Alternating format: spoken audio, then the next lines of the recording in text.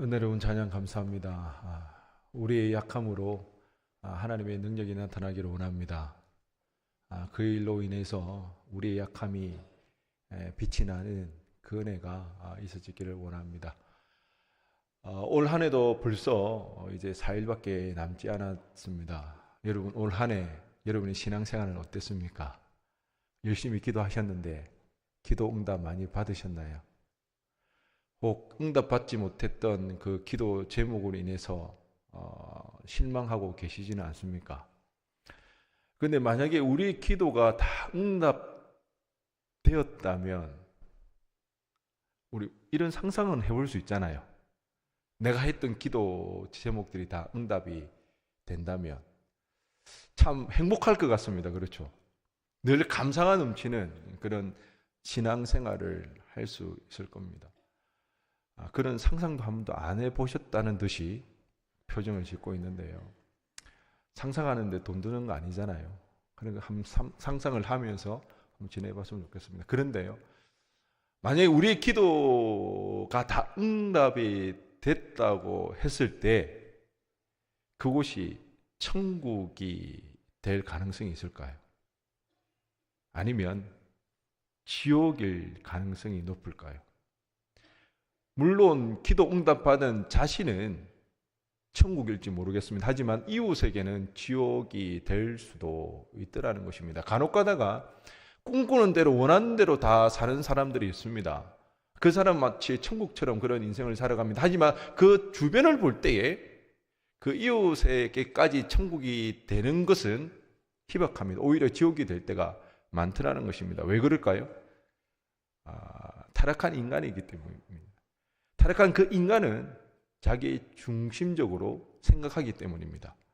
우리의 기도가 모두 응답되었을 때 천국이 될 수 없는 이유는 우리 역시 우리의 기도도 누구 중심으로? 나 중심으로. 여러분 중심으로 했던 그 기도가 오히려 저에게는 고통이 될 수가 있습니다. 그러기에 응답받지 못한 그 기도 제목에 감사하시기 바랍니다. 아멘. 올 한 해 하나님 나의 기도가 다 응답되어지지 않은 것에 감사하시기 바랍니다. 진짜 아멘이십니까? 네. 그렇게 마무리했으면 좋겠습니다. 올 한 해도 하나님께 나와 함께 하지 않았는가? 아니요. 신실하신 그 하나님께서 완벽한 일하심으로 우리 삶에 함께 하셨다는 것. 그것이 내 기도가 다 응답되어지지 않았다는 것에 증명되고 있다는 것입니다. 욥기는 바로 이런 이야기를 하고 있습니다. 단순하게 고난에 대한 이야기를 하자는 게 아닙니다. 욥기의 주제는 그것입니다. 하나님에 대한 이해가 확장되어져야 된다는 것입니다. 하나님에 대해서 우리가 편견을 가지고 있다는 것입니다. 하나님을 우리의 생각과 우리의 가치관으로 재단하지 말라는 것입니다. 그렇게 됐을 때에 욥처럼 자신은 어렵고 하나님은 어렵지 못하는 데까지 나아갈 수가 있습니다. 우리가 욥기를 오해하는 데에는 욥에 대해서 잘못 생각하는 것이 있기 때문입니다. 욥은 우리가 잘 알다시피 의인입니다. 하나님을 경외하였고 악에서 떠난 자였습니다. 동방에서 가장 훌륭한 사람이 누구였다? 욥이었다. 그렇지만 그렇다고 해서 욥이 완벽했는가? 그렇지는 않습니다. 누가 감히 하나님 앞에서 온전한 인간이 될 수가 있겠습니까? 완벽한 사람이 될 수가 있겠습니까? 타락한 사람들 중에는 그나마 욥만한 사람은 없더라는 것이 욥은 어렵다는 그런 의미입니다. 그런데 우리는 욥이 어렵다는 이것에 그 시선을 빼앗기기 때문에 이 욥은 고난 가운데서도 끝까지 믿음을 지키고 마침내 그 믿음으로 인하여서 하나님의 축복을 받았다고 그렇게 생각할 때가 많이 있더라는 것입니다. 그런데 욥은 결코 어렵지 못했습니다. 욥의 주제는 고난 가운데 믿음을 지켰을 때에 하나님께서 모든 것을 회복시켜 주시더라. 이것이 주제가 아닙니다. 욥의 주제는요, 하나님의 이해에 대한 확장이 일어나는 것. 이것이 욥의 주제인 것입니다. 욥이 고난을 당하게 됩니다. 고난을 당하게 되자 처음에는 믿음으로 지키는 것 같았습니다. 하지만 나중에는 결국에는 욥의 새 친구와 같이 하나님에 대해서 의심하기 시작하고요. 더 나아가서는 하나님이 불의하시다고까지 이야기하게 되어집니다. 왜 그럴까요? 욥뿐만 아니라 욥 친구들도 당시에 가지고 있던 그 세계관, 그 가치관에 의해서 자신의 일을 해석하고 판단했기 때문입니다. 바로 인과율입니다. 바로 인과응보 사상입니다. 결과에는 반드시 그 원인이 있더라는 것이죠. 자신이 이토록 참혹한 고통을 당하는 것은 그만한 죄를 지었기 때문에 하나님께서 자신에게 저주로서 심판을 내리고 있다는 것. 그것이 당시의 인과응보 사상이었고 인과율에 의한 해석이었습니다. 그런데 욥은 아무리 생각해봐도 자신이 이렇게까지 고난을 당할 만한 죄를 짓지 않았다는 것입니다. 욥은 악을 떠난 자였고 하나님을 경외하였고 동방에서 가장 훌륭한 자였다는 것이죠. 그런데 다른 그 누구보다 심한 이 고통을 당할 때 자신은 그런 죄를 범한 적이 없더라는 것입니다. 그렇기에 결국 그는 하나님이 불의하시다고, 자신이 어렵다고 그렇게 고백을 하고 있습니다. 욥기 40장 8절 말씀입니다. 네가 내 공의를 부인하려느냐? 네 의를 세우려고 나를 악하다 하겠느냐? 무슨 말입니까? 자신이 잘못한 것이 없기 때문에 나는 어렵고 하나님이 뭐 하시다는 겁니까? 불의하다는 것입니다. 인과응보 사상에 의해서 그 세계관이, 그 가치관에 사로잡혀 있을 땐 이렇게밖에 해석하지 못하더라는 것입니다. 이 하나님에 대한 이해를 확장시켜 주기 위해서 기록된 말씀이 바로 욥기라는 것입니다. 그런데 이 인과율, 이 인과응보 사상은 사람이라면 누구나에게 기본적으로 가지고 있는, 탑재되어 있는 요즘 말로 디폴트 값이라는 것이죠. 우리는 늘 이렇게 해석을 하게 됩니다. 그렇기 때문에 우리는 예수를 믿으면 하나님 앞에 뭘 받게 된다? 복을 받게 된다. 내가 믿음 생활하는데 이런 고난이 찾아올 때면 우리는 하나님 앞에 의아하게 생각합니다. 하나님 왜 이렇게 믿음 생활을 하고 있는데 세상 사람들도 당하지 않는 이 고난과 이 고통을 제가 받아야 하느냐고 우리는 기본적으로 자연스럽게 뭐 하게 됩니까? 질문하게 되더라는 것입니다.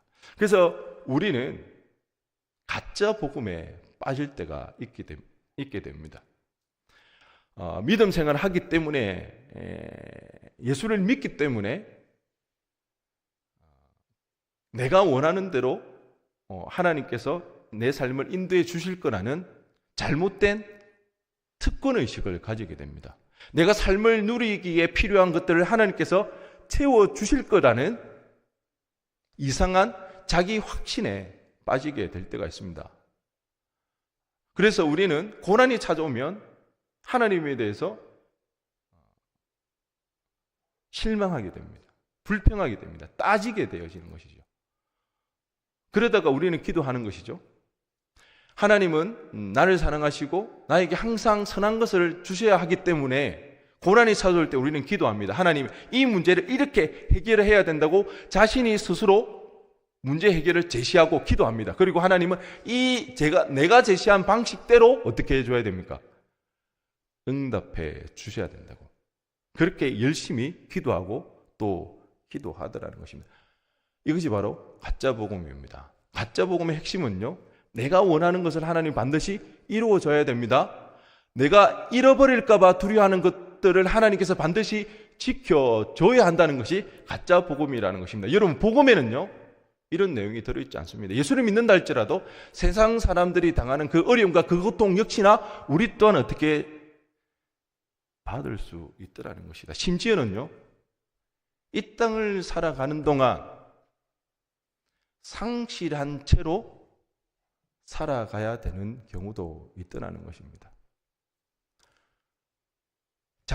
사고를 당해서 뜻하지 않은 불의의 사고를 통해서 장애를 입게 되었을 때 자녀를 낳았는데 장애가 있을 경우에, 아니면 평생 허약한 건강으로 인해서 늘 아파하며 살아가야 되는 것, 이런 문제들. 만약에 우리가 이 가짜 복음으로 이 내용들을 접근하게 된다면 우리는 하나님을 믿을 이유가 없습니다. 여전히 자신의 인생은 하나님으로부터 저주받은 인생 그 이상 그 이하도 아니게 되더라는 것입니다.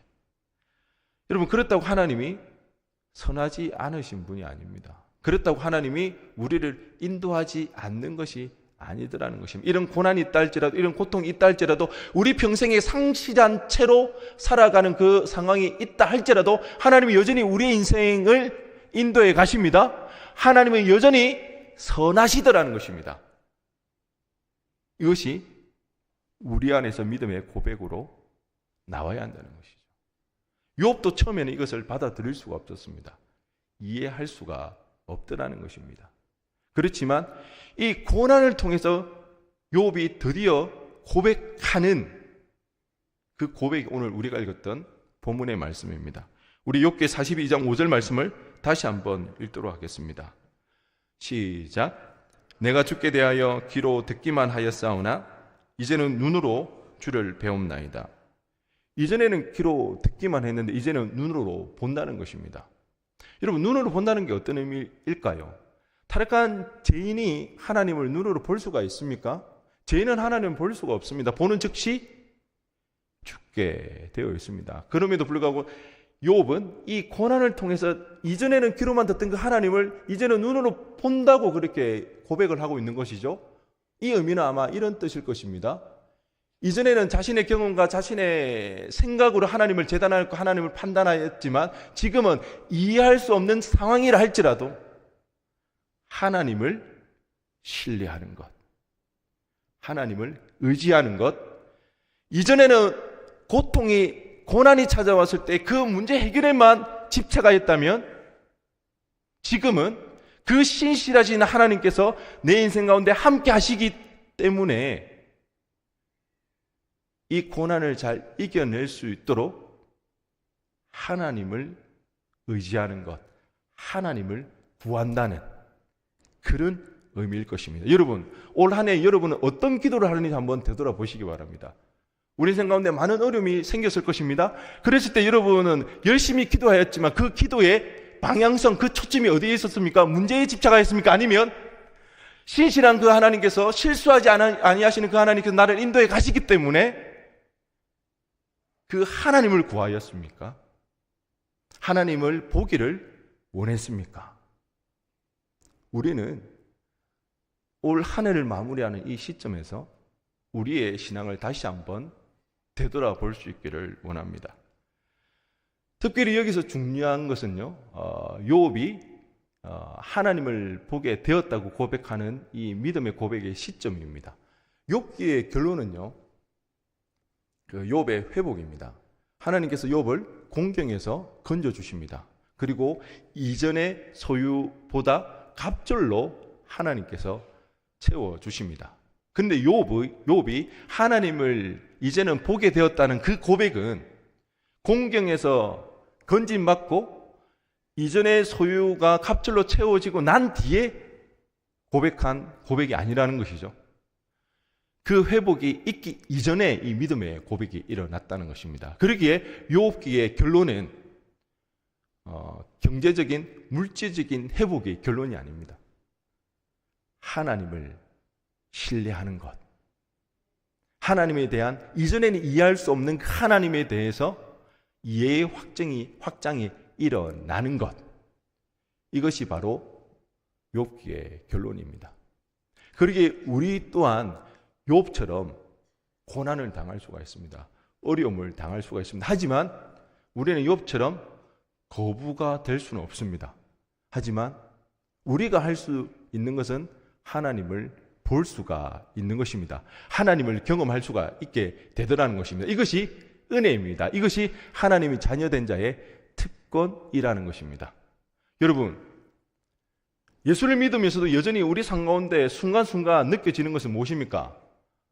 예수 믿기 때문에 행복하다는 것이 많습니까? 아니면 예수를 믿는데도 여전히 우리 가운데 불행하다는 생각이 많이 드는 이유가 어디 있습니까? 우리 삶이 힘들기 때문입니다. 어렵기 때문입니다. 지금 당장 우리가 가지고 있는 이 문제들로 인해서 우리는 계속해서 불안하고 초조합니다. 아무리 힘들고 어렵다 할지라도 그 피곤한 그 몸을 잃고 내일 당장 일터로 나가지 않으면 우리 생활이 막막하기 때문에 여전히 지친 몸을 일구고 일터로 나아갈 수밖에 없는 것이 우리의 현실입니다. 그러다 보니까 예수를 믿으면서도 행복하다는 느낌을 가질 수가 없을 때가 많이 있습니다. 하지만 정말 돈이 없어서 우리가 불행할까요? 정말 어려움이 많아서 우리가 불행할까요? 아니라는 것입니다.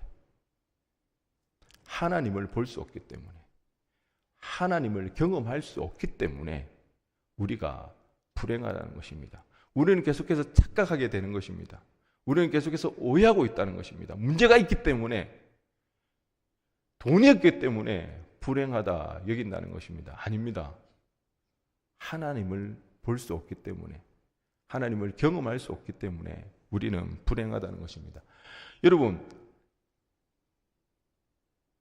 흔히들 사람들은 이 세상을 부조리한 세상이라고 이야기를 합니다.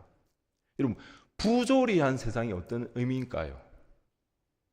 부조리한 세상이라는 것은 무슨 일이 일어나도 이상할 게 없다라는 것입니다. 무슨 일이 이 세상에 일어나더라도 이상할 게 하나 없는 것이 우리가 살아가는 세상이라는 것입니다. 세상 사람들에게만 해당되는 내용일까요? 아닙니다. 우리에게도 해당되는 것입니다. 우리에게도 무슨 일이 일어나더라도 이상할 것 없는 이 세상 속에서 우리는 살아갑니다. 그래서 때로는 고난이 찾아오기도 합니다. 하지만 이 부조리한 세상 가운데 하나님께서 우리를 지키시고 인도해 가시는 것, 우리를 건져내 가시는 것, 그것이 하나님의 인도하심이라는 것입니다. 여러분, 하나님은 실제하십니다. 그 하나님을 보게 될 때에 우리 마음 가운데 참된 평안을 누릴 수가 있습니다. 우리는 소망 없는 이 땅에서 참된 소망을 누릴 수가 있습니다. 기뻐하며 즐거워할 수가 있게 되는 것입니다. 그리고 여러분, 고난 가운데 있습니까? 기도의 응답이 없을 때 우리가 해야 할 것은 하나님을 찾는 것입니다. 하나님을 구하는 것입니다. 그럴 때에 우리는 다시 한번 하나님의 자녀라는 그 감격 속에서 그 어려움 가운데 기쁨으로 살아가게 될 것입니다. 여러분, 하나님을 본다는 것은 그런 의미입니다. 이전에는 그 문제에 집착했다면 이해되어지지 않는 그 고난 가운데 하나님 앞에 원망하고 억울해하며 하나님을 따졌다면, 마치 내 인생 가운데 하나님께서 함께하지 않는 것처럼 그렇게 하나님을 따졌다면, 하나님을 본다는 것은 이런 고난 가운데서도 하나님께서 가장 선한 길로, 선한 방법으로 내 삶을 인도해 가시기에 지금 이 고난을 잘 견딜 수 있도록 그 견딜 수 있는 그 힘을 하나님께 구하는 것, 하나님을 보기를 원하는 것, 하나님께서 내 삶 가운데 함께 하시기를 구하는 것, 그것이 하나님을 본다는 그런 의미입니다. 하나님 보게 될 때에 어려움이 있다 할지라도 그 하나님으로 우리의 고난을 이겨낼 수 있고 하나님으로 만족할 수 있는 그 은혜가 있게 될 줄로 믿습니다. 얼마 전에 초등학교 1학년인 유리와 단둘이 차를 타고 가는 일이 있었거든요. 그런데 느닷없이 이 아이가 저에게 아빠, 우리 집 없어? 이런 질문을 던지는 겁니다. 자녀가 질문을 던질 때 부모는 오만 가지 상상을 다 합니다. 왜 느닷없이 갑자기 우리 집 없냐는 질문을 할까? 요즘 개근거지라는 말 들어보셨죠? 신조어인데, 예전에는 개근하는 것이 굉장히 자랑할 만한 일이었지만 지금은 따돌림 당할 수 있는 일입니다. 집이 가난하기 때문에 개근을 한다는 것이죠. 집이 부유하고 살만하면 가족 여행을 가기 때문에 개근을 할 수가 없습니다. 그래서 개근거지라는 말이 생겼습니다. 그러다 보니까 이 아이가 왜 갑자기 집 이야기를 할까? 1학년이지만 벌써 친구들하고 어디에 사는지 서로 이야기를 할까? 너네 집은 아파트니? 너희 집은 자가니? 이런 이야기를 해서 이 질문을 하나? 그래서 제가 유라 우리 집 있잖아 했는데 그건 사택이라는 겁니다. 교회 일하는 동안만 살 수 있는 곳이라는 겁니다. 어디서 들었는지 모르겠습니다. 그래서 왜 불편한 게 있어? 왜냐하면 저희 집은 1층이기 때문에 층간소음에 해방되어 있습니다. 남자애 둘이가 막 뛰어다녀도 전혀 이상할 것 없는, 그래서 누구에게 눈치를 받거나 그럴 경우가 전혀 없거든요. 그런데 제가 물었더니 아직 1학년이라 그런지 표현력이 안 되는지 정확하게 대답을 하지를 못하는 겁니다. 그러면서도 제가 느꼈던 게 이 아이가 아직 1학년이지만 이 자가에 대한 그런 개념이 잡혀가는구나. 뭔가 위축되거나 실망할 수 있는 그런 상황이잖아요. 우리 집이 없다는 거에. 그렇다고 조금 있으면 우리 집이 생길 거라는 근거 없는 희망 고문을 할 수는 없잖아요. 그렇다고 아들아, 아빠는 이번 생은 틀렸으니 너는 공부 열심히 해서 이 다음에 집을 장만하거라, 그렇게 말하기도 어렵지 않습니까? 그런데 감사하게도 그때 영원한 나라에 대해서 생각이 들었습니다. 유라에게 이야기하기 시작했습니다. 유라, 예수님 부활한 거 믿지? 믿는데요. 3일 만에 부활하고 부활하셔서 이 땅에 40일 동안 제자들과 함께 있다가 하나님 나라에 하늘로 올라가셨을 때에 제자들에게 이런 약속을 했단다. 하나님 나라에는 거할 곳이 많다. 우리를 위해서 그처를 예비하기 위해서 올라가셨다고. 유라, 천국에 유리집이 있다. 아빠 집도 있다. 제가 그냥 할 말도 없고, 그리고 제가 목사이기 때문에 이 이야기를 던졌는데 이 아이가 얼마나 이 이야기를 이해를 할까? 그런 생각으로 제가 그냥 했지만 이 아이는 그 이야기에 굉장히 즐거워했습니다. 아주 신기해 하더라고요. 즐거워하면서 천국에 우리 집이 있다고? 내 집이 있다고? 저는 그때 그렇게 즐거워하는 그 아이의 눈빛을 지금도 잊을 수가 없습니다. 그래서 계속해서 물었습니다. 어떤 집을 원하니? 했을 때 호텔 같은 집이었으면 좋겠다는 겁니다. 그래서 제가 유리에게 이야기를 했습니다. 유라, 예수님께서 물고기 2마리와 보리떡 5개 아니고 오병이어라고 그러는 겁니다. 오병이어의 기적을 베푸신 분이 예수님이시. 물 위를 걸으신 분이 예수님이고 죽었던 나사로를 살리신 분이 예수님이라는 것입니다. 이 세상에 죽은 자를 살리신 그 능력을 가지신 분은 예수님밖에 없더라는 것입니다. 모든 사람들보다 더 뛰어난 그 능력을 가진 그 예수님이 호텔을 지었던 그 사람보다 더 뛰어난 능력을 가지신 그 주님이 유리집을 위해 나의 집을, 아빠의 집을 천국에 짓고 있다고 그렇게 이야기했을 때 이 아이가 꿈꾸는 듯한 표정을 저는 지금도 잊을 수가 없습니다. 그때만큼 목사로서 뿌듯했던 적이 없었던 것 같습니다. 참으로 감사했던 기억이었습니다. 자칫하면 아이도 저도 우울할 수 있는 그런 상황에서 그 영원한 나라에 대한 소망을 가지고 이 아이가 꿈꿀 수 있는 것, 저는 확신합니다. 이 아이 마음 가운데 그 하나님의 나라가 새겨졌을 거라고, 그리고 그 나라가 이 다음에 살아갈 때 어려움이 찾아오고 고난이 찾아올 때마다 그 영원한 나라로 인하여서 이 아이가 위안 삼고 소망 삼게 될 것이라는 것을 저는 확신할 수 있게 되는 것입니다. 요한복음 14장 1절 2절 말씀입니다. 우리 다 함께 읽도록 하겠습니다. 시작.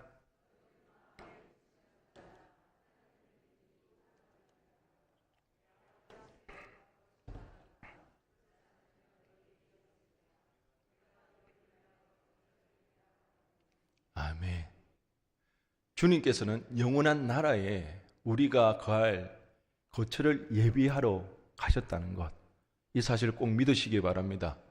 우리 삶 가운데 정말 앞뒤가 꽉 막혀 있을 그때에 하늘을 바라보시기 바랍니다. 영원한 나라가 우리에게 주어졌다는 그 사실로 인해서 소망 삼고 위안 받으시기를 간절히 소원합니다. 무엇보다도 우리가 불행한 이유가 돈이 없어서가 아니라는 그 사실을 하나님이 보이지 않기 때문이라는 것.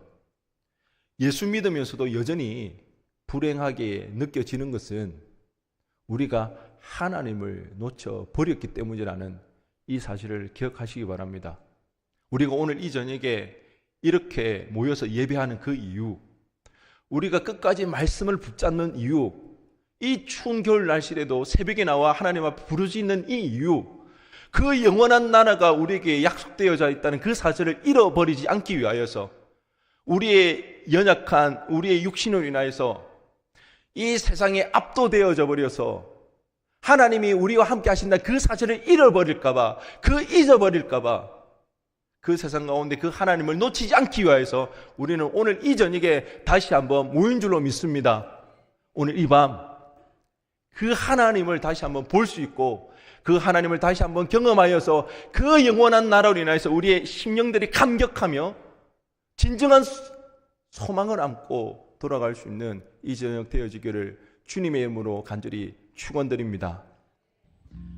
오늘 이 시간 함께 찬양하기를 원하는데요. 이 찬양 다시 밤이 없겠고라는 찬양입니다. 이 가사를 보면 이렇습니다.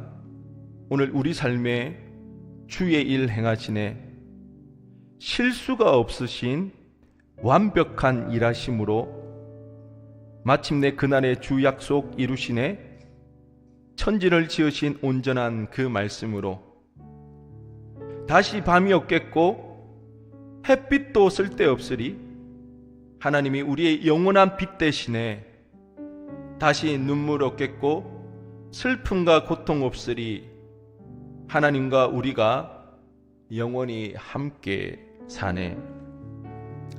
이 찬양은요, 요한계시록 22장 5절의 말씀을 바탕으로 작사된 찬양입니다. 완벽한 일하심으로 오늘도 우리 삶에 하나님께서 일하고 계십니다. 천지를 지으신 그 말씀으로 그 영원한 나라를 반드시 이루실 것입니다. 그 나라에서는 다시 밤이 필요가 없습니다.